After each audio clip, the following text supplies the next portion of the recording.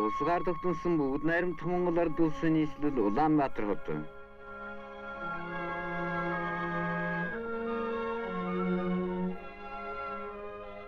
Энэ хотын анхны суур тавигдсаар 320 жил болсон юм а. Ганцхан ардын хойсгол мандаснаас хойш Улаанбаатар нэрийг олсоор 35 жилийн хөгжилд ийм нүүр царайтай боллоо.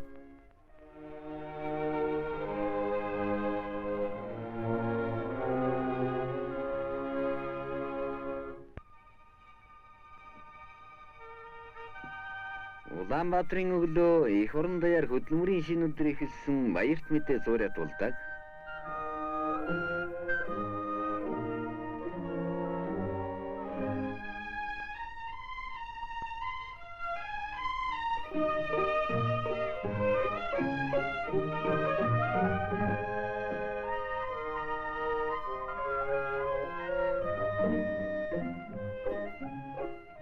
Социализм өрнөн байгуулж байгаа манай оронд хөдөлмөрийн өдрийн ажил бүхэн ард түмний амьдралын сайн сайхны төлөө зориулагддаг.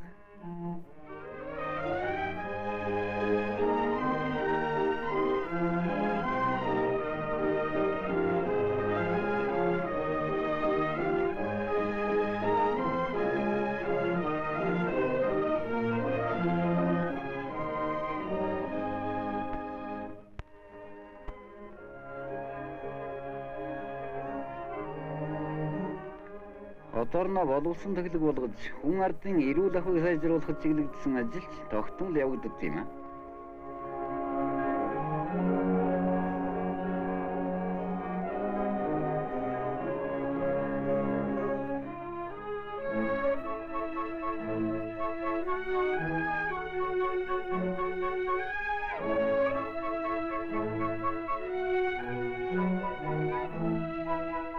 Худалдааны газруудад хөдөлмөрчдийг өргөн хэрэгцээ зүйлсээр нь боловсон төглөг үйлчлэхийн төлөө бэлтгэж байна.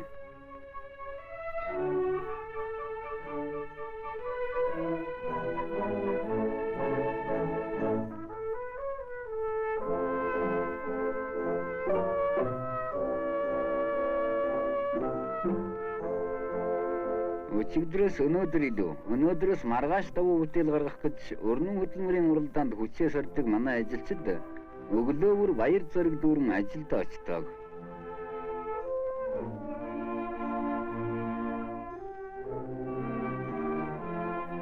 Улаанбаатарын ууган үйлдвэрийн нэг аж үйлдвэрийн комбинатаас эхлээд орчин үеийн техник төхөөрөмжөөр тоноглогдсон манай хүнд хөнгөн үйлдвэрүүд ард түмнийхээ өргөн хэрэгцээт эд бараа, хувцас хунар, гэрэл түлш, үнэс цуушийг байнга хангаж байдаг болсон юм а.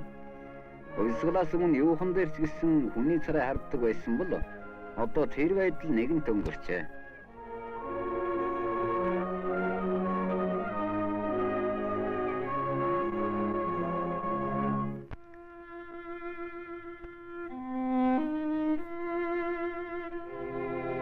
Тэгвэл Улаанбаатарын өвөг болсон өргөө болоод даа хүрээний байдлын тухай гадаадын жуулчдын бичиж байсан номуудын хуудас эсрэхөд үзвэл хог новшиндоо дарагдсан ядуучуудын орон байр, хоёр хүн зүрхийн аргагүй тахир нарын гудамжны бүдүүлэг байдлыг дурдан тэмдэглэсэн байдаг.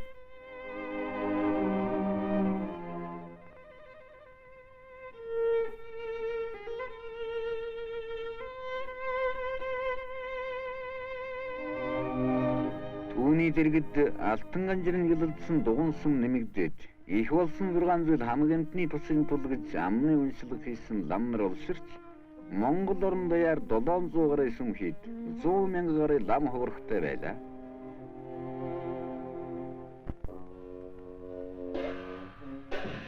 Зүүн хүрээний майдар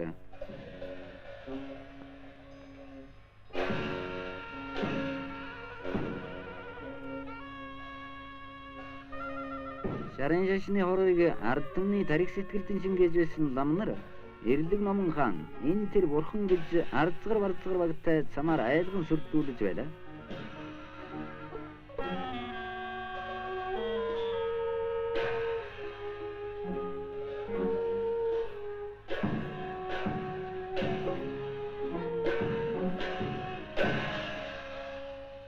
Тэр үед ургаж байгаа цэцэг шиг нялх балчир хүүхдийг хүртэл ном сургаж лам болгоно гэд шашны үдлээр оюун санааг нь хэртээж байлаа.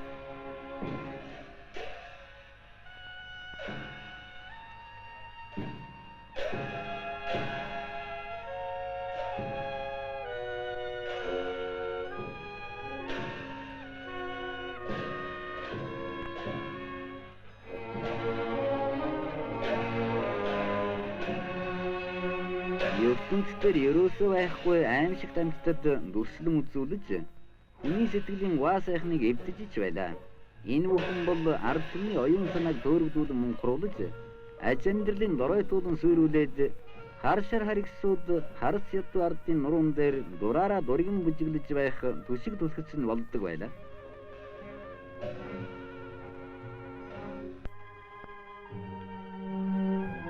Хуучин хүрээний байдал.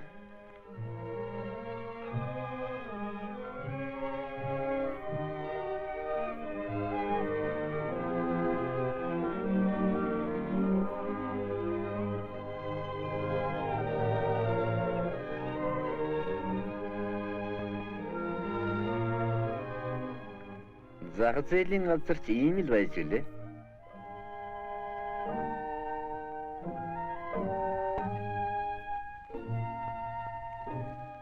Хөдөлмөрчдийг боловсон ёсоор хөнгөн шуурхай үйлчлэх унаавнаас ч байхгүй байсан юм аа.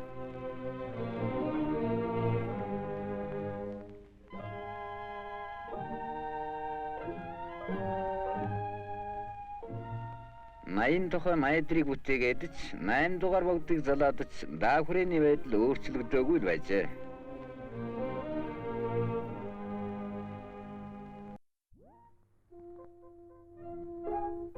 Ардын хувьсгал мандаснаас хойш хотын байдал алхамаар шинжлэгдэж эхэллээ. 1924 онд улсын анх дугаар их хурлаар Улаанбаатар нэртэй улсын нийслэл хот болсноос хойш зөвхөн нэрийн өөрчлөлтөд зогсоогүй хөгжил нь шинжлэгдсээр ирлээ.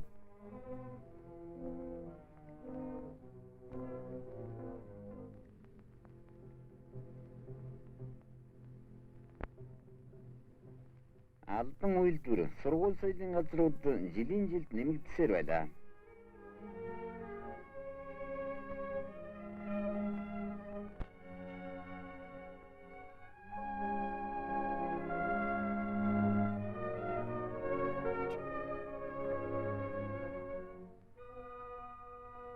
Манай ууган театр болоод соёл ахуйн бусад барилгууд энд тэнд болсоор байлаа. Ялангуяа дайн дууссан 1945 оноос Улаанбаатар хотын барилгын явц шуурхайлж эхэлсэн юм аа. Хотоо төгсгөх ажилд ёстой 8 настай хүүхдээс эхлээд 80 настай хөгшид хүртэл оролцож, эрвийхээр хөдлөж, хуучин хотоо шинжлэх их үйлсд хүчин зүтгэсэн юм аа. Манай нам засгийн удирдагчид энэ ажлын магнайд оролцсон ажиллаж олон түмэндээ үлгэр жишээ болсон юм аа.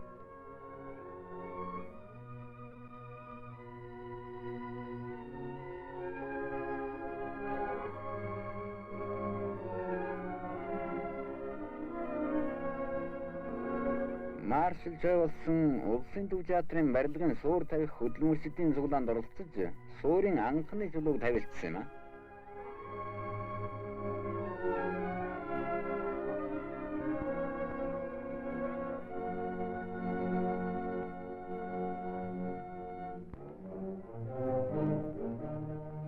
Нийслэл хотынхоо удамж талбайг зардаж эхэллээ.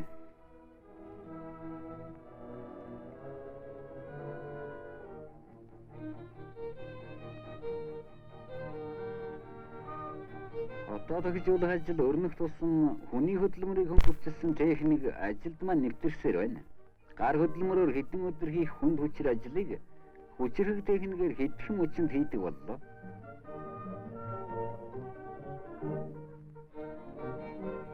Энэ бүхэн их зөвлөлт холбоос улс төргүүтэй ардын ардчилсан орны ах トゥ ард түмний өгөөмөр тусламжтайгаар биелэгдэж байна.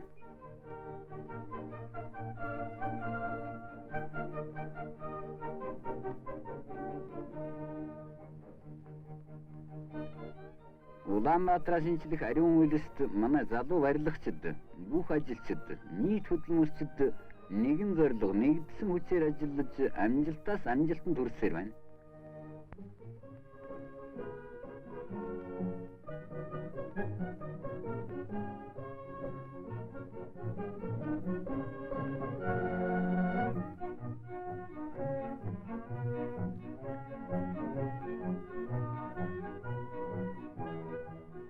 Зөвлөлт холбоот улсын тусламжтайгаар барьж байгаа 40 мянгатын барилга, их хятадын ард түмний хүч хөрөнгөний тусламжаар байгуулж байгаа 50 мянгатын барилгуудын дөрвч ашиглалтанд орсоор байна.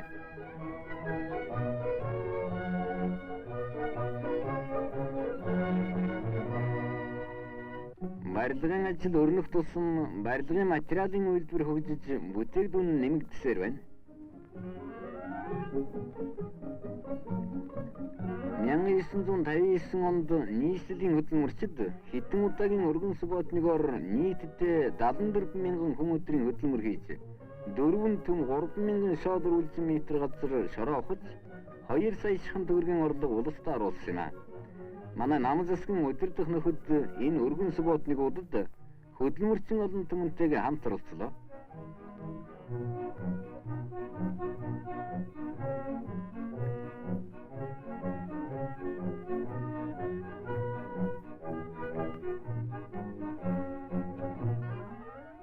Ардын ардчилсан орнуудын элчин сайдын яамдын тэргүүн баг гишүүд нэгэн адил субботнигт оролцож үр бүтээлтэй ажил уцгаалаа.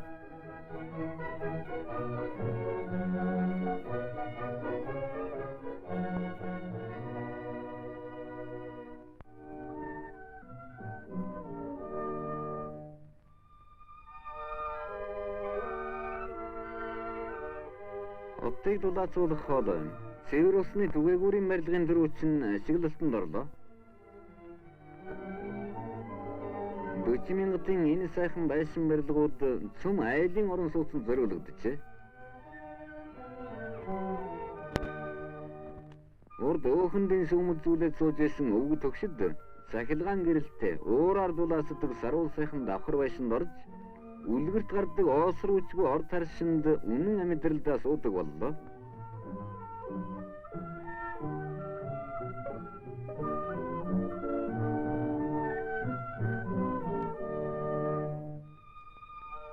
Аргис засгийн үед орох оронгүй ядуу хүмүүс хүрдний ёроолд толгой хоргодож байсан бол одоо ардын засаг төр ажилчин албан хаагч хөдөлмөрчин олондоо тохилог сайхан байр сууц барьж өгсөөр байна.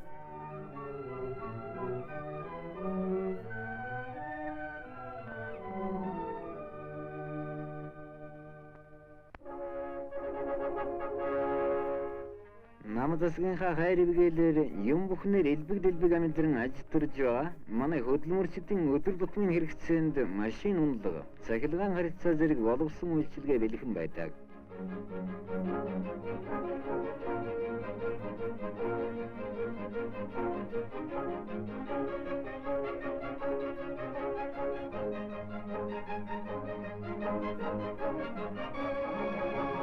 Улаанбаатарчууд бол их орон нийслэл хотоо бүх ард түмнийхээ хамт хөгжүүлж байгаа манай олон үйлдвэрүүдийн ажилчид, албан хаагчид, мөн сургуулийн сурагчид, оюутнууд юм а. Улаанбаатарт Орсын суугчдын тоо сүүлийн үед эрс нэмэгдснээс хөдөлмөрчдийг хөнгөн шуурхай үйлчлэх ажил нэг адил өрнөсөөр байна.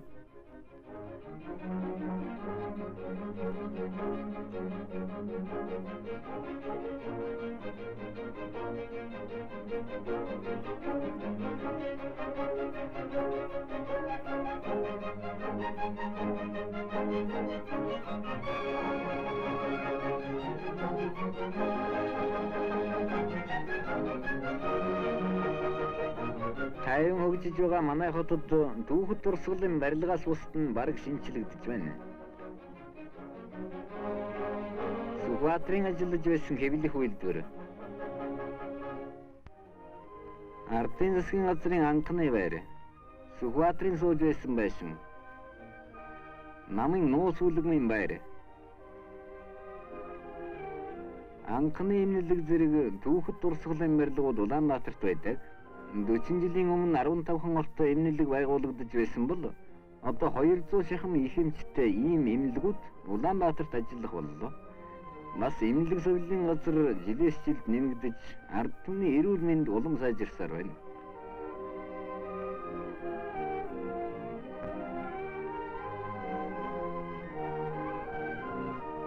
Сүүлийн үед Улаанбаатарт олон үйлдвэр шинээр байгуулагдсаар байна. Зөвлөлт холбоот улсын тусламжтайгаар байгуулагдсан жилдээ олон 10,000 тонн гурил боловсруулах чадaltaй гурилын үйлдвэр хүчирхэг техник, сахилгаан дамжуулгаар ажилладаг юм.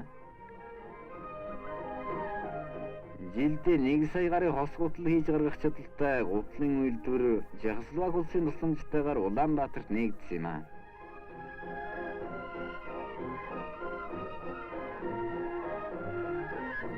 Энэ шинэ үйлдвэр үзмж чанар сайнтай олон янзын гутлаар ард түмнийхээ хэрэгцээг хангах юм.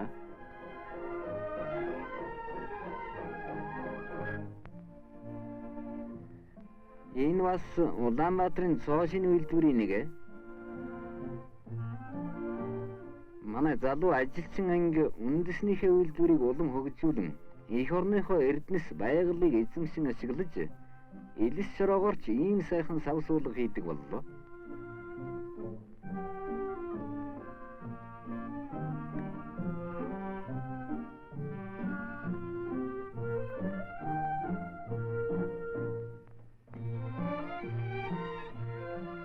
Өдөрт 30,000 литр сүү боловсруулах хүчтэй сүүний үйлдвэртэй ч боллоо.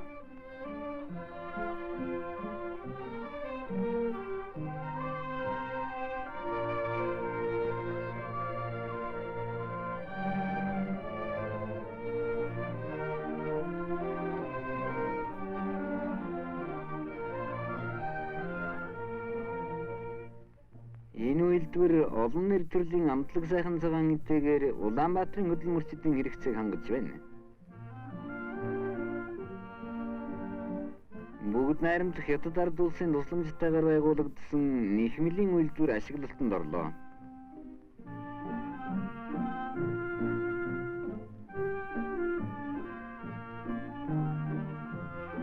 Эндээс Монгол хоньны цэвэр ноосоор хийсэн төрөл бүрийн нарийн бараа элбэг дэлбэг гарна.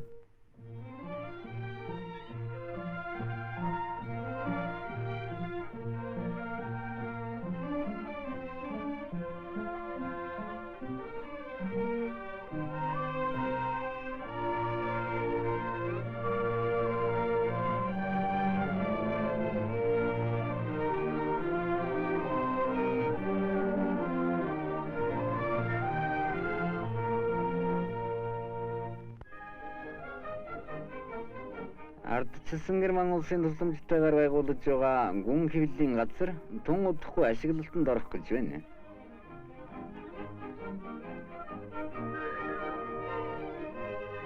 Улаанбаатар хот ардын хөлсгөлийн жилүүдэд асар их хөгжиж, хуучин дундад зууны үеийн бөглүү хот байсныг өөрчлөн хөгжүүлж байна.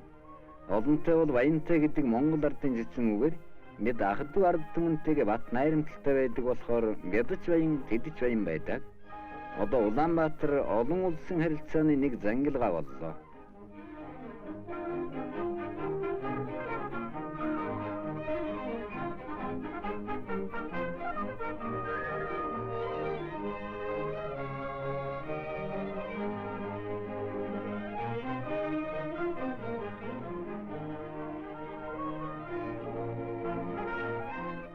Бас нийс хонгоцоорч олон улстай агаарын харилцаатай боллоо.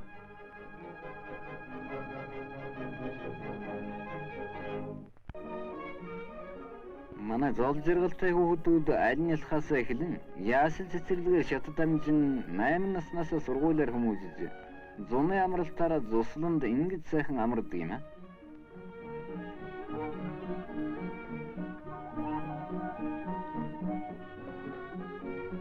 Манай хүүхдүүд эх орондоо социализм байгуулах үйлст хэрэгтэй бүхнийг хийх эрдэм мэдлэгтэй хүмүүс болдоо. Жаахан охин Ямахаа одоо их юмч болоод хүний эрүүл энхийн төлөө мэрэгжил мэдлэгээ зориулан ажиллаж байна. Бяцхан хүү Цэрэнбэл уран зураач болоод олон сайхан бүтээл гаргаж байна.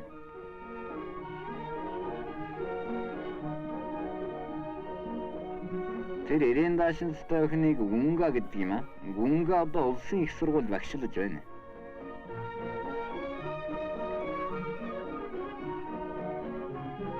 Энэ хоёр дэрсэн охины намхан нь Цэнд хэвлэх үйлдвэрт тасгийн мастраар үр бүтээлтэй ажиллаж байна. Улаанбаатарын ойролцоо хөдөлмөрчдийн амралтын газар хэд хэд байдаг. Түүний нэг нь Сонгон дэх улсын амралтын газар юм аа. Улаанбаатарчууд гар хонхилгүй ажилдагч, сурдагч, амардагч юм аа. Энд одоохон 500 мянгат болох гэж байгаа жолооч ёндон өвгөн ажилчинд өөрийн туршилгаа ярьж байна.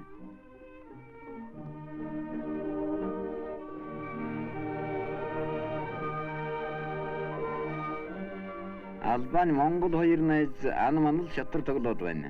Хоёр хүн тоглож 20 хүн харна гихчээр бядаж бас хараад авъя.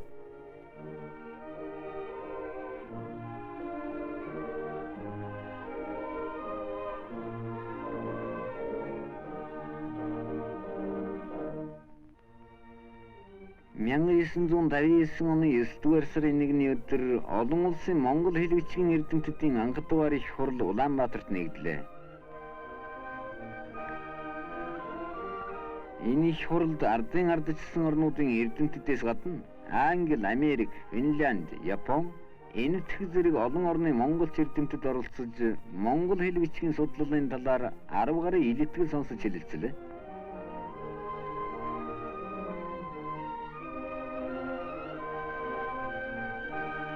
Дэлхийн олон орноос ирсэн монголч эрдэмтэд манай ард түмний уламжлалт соёлын өв санг сэтгэл хангалуун үзэж танилцлаа.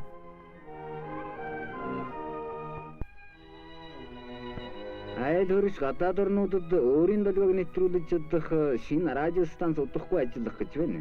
Одон орныг шинжлэх газарч байгуулагдаж байна. Манай эрдэмтэд огторгуунуудын судлах болоод ирээдүйд хүн төрлөختөн одон оронд жуулчлах гэсэн хүсэл мөрөөдлийг биелүүлэхэд хувь нэмрээ оруулах болно. Улсын их сургууль, багшийн сургууль, хөдөө аж ахуйн дээд сургууль, эдийн засгийн дээд сургууль зэрэг соёл, шинжлэх ухаан, урлагийн олон байгууллага Улаанбаатарт байдаг учраас манай нийслэл засаг захиргаа үйлдвэрийн төвөөс гадна соёл, шинжлэх ухааны төв хот юм аа.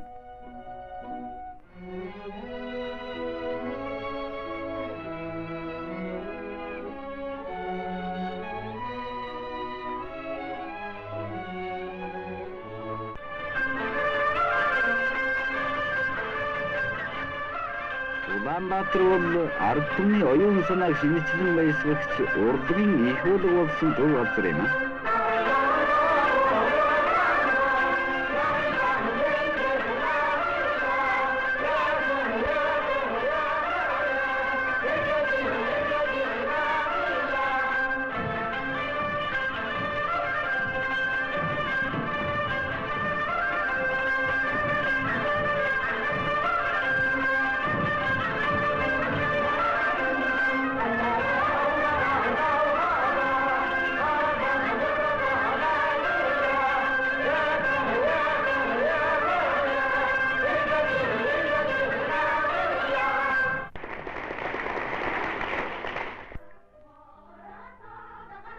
Бидний өөрчлөн байгуулж байгаа Улаанбаатар маань хөгжлийнхээ ихэнх шатандаа яваа залуу хот юм аа.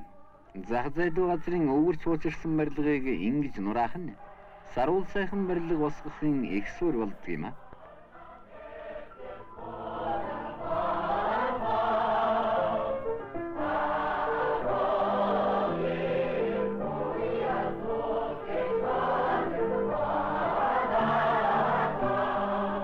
Манай Улаанбаатар ойрын ирээдүйд ийм хот болно. Улсаа хөгжүүлж Улаанбаатараа тохижуулахад манай бүх хөдөлмөрчид, барилгачдын бүтээл хөдөлмөр өндөр амжилтанд хүргэнэ.